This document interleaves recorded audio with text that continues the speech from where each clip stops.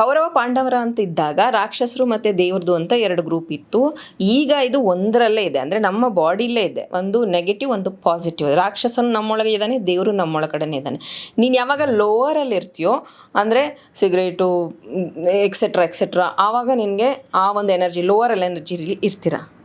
ಯಾವಾಗ ನೀವು higher energy connect ಆಗ್ತೀರಾ, ಅಂದರೆ ದೇವತಾ ಒಂದು ಇದನ್ನು ವೈಬ್ರೇಷನ್ಗೆ ನೀವು ಕನೆಕ್ಟ್ ಆಗ್ತೀರಾ, ಆವಾಗ ಪಾಸಿಟಿವ್ ಥಾಟ್ಸ್ ಬರ್ತಾ ಹೋಗುತ್ತೆ. ಕೆಲವೊಬ್ಬರು ಸೂಸೈಡಲ್ ಟ್ರೈ ಮಾಡೋದಕ್ಕೂ ಮುಂಚೆ ಅಥವಾ ಯೋಚನೆ ಮಾಡೋದಕ್ಕಿಂತ ಮುಂಚೆ ಅವರು ಯೋಚನೆ ಮಾಡೋದು ಅವ್ರಿಗೋಸ್ಕರ ಅಷ್ಟೇ, ಅವ್ರ ಸ್ವಾರ್ಥ, ಅವ್ರಿಗೆ ಹಿಂಗೆ ಆಗ್ಬಿಟ್ಟಿದೆ ಅವ್ರಿಗೆ. ಬಟ್ ಇವ್ರು ಈ ಜನ್ಮಕ್ಕೆ ಬರೋಕ್ಕೆ ಎಷ್ಟು ಜನದ ಪರಿಶ್ರಮ ಇರುತ್ತೆ, ಎಷ್ಟು ಜನ ಅವ್ರ ಲೈಫಲ್ಲಿ ಇರ್ತಾರೆ. They not think, only self ego ಅಂದರೆ ಸ್ಪೆಷಲಿ ಬ್ಲಾಕ್ ಆಗಿರುತ್ತೆ. Base chakra, solar plexus chakra, sacral chakra, heart chakra, throat chakra, third eye chakra, crown chakra. ಈ ಹಾರ್ಟ್ ಚಕ್ರದಿಂದ ಕೆಳಗಡೆ ಇರುವಂಥ ಚಕ್ರಗಳು ಬ್ಲಾಕ್ ಆದ್ರೇ ಅವ್ರಿಗೆ ಆ ಥರದ ಥಾಟ್ಸ್ ಬರೋದು. ಕಾನ್ಫಿಡೆನ್ಸ್ ಇರಲ್ಲ, ಲೋ ಕಾನ್ಫಿಡೆನ್ಸ್, ಹೆದರಿಕೆ, ಆಮೇಲೆ ಈ ಸೂಸೈಡಲ್ ಥಾಟ್ಸ್ ಬರೋದು.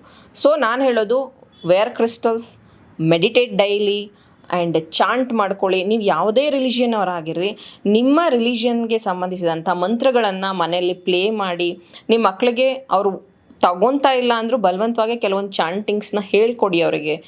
ಸೊ ಚೈಲ್ಡ್ಹುಡ್ಡಿಂದನೇ ಅವರು ಹೀಲ್ ಆಗ್ತಾರೆ, ಸೂಸೈಡಲ್ ಕೇಸ್ ಬರೋದು ಕಮ್ಮಿ ಆಗತ್ತೆ.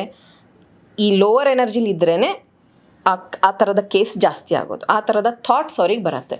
ಸೊ ಪ್ಲೀಸ್ ಬ್ಯಾಲೆನ್ಸ್ 7 ಚಕ್ರ. ಕಲರ್ಫುಲ್ಲು ಜೀವನ ಏನಿದೆಯಲ್ಲ, ಇವತ್ತೆಲ್ಲ ಹೆಂಗಾಗ್ಬಿಟ್ಟಿದ್ದಾರೆ ಅಂತಂದರೆ, ಈಗ ಪ್ರೀತಿ ಮಾಡ್ತಿರ್ತಾರೆ, ಹೌದು ಅಲ್ವಾ?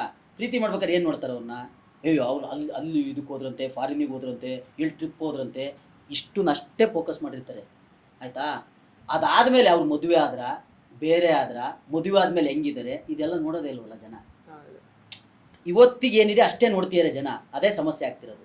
ಮುಂದೆ ಏನಾಗ್ತಾರೆ ಅಂತ ಯಾರಿಗೂ ಗೊತ್ತಾಗ್ತಿಲ್ಲ, ಎಂಡಿಂಗ್ ಯಾರೂ ನೋಡ್ತಿಲ್ಲ.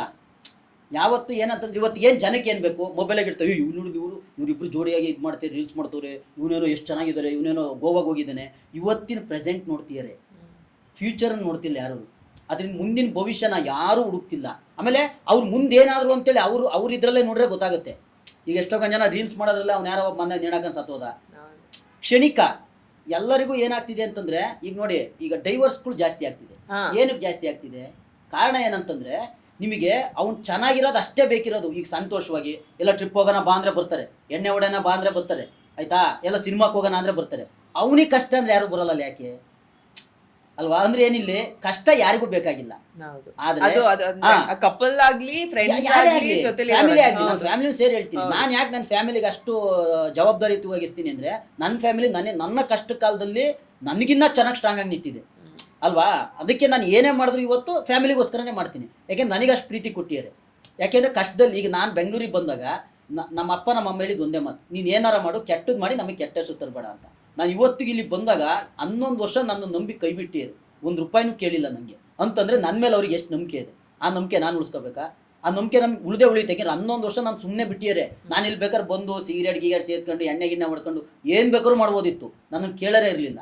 ಆದರೆ ಅವ್ರು ಕಳಿಸಿರೋ ಒಂದು ಜವಾಬ್ದಾರಿ ನನ್ನ ಮೇಲೆ, ಒಂದು ಪ್ರೀತಿ ಕೊಟ್ಟಿರಲ್ವಾ, ಅದನ್ನ ನಾನು ಅವ್ರಿಗೆ ವಾಪಸ್ ಕೊಡಲೇಬೇಕು. ಅವಾಗಲೇ ಪ್ರೀತಿ ಒಂದು ಅರ್ಥ.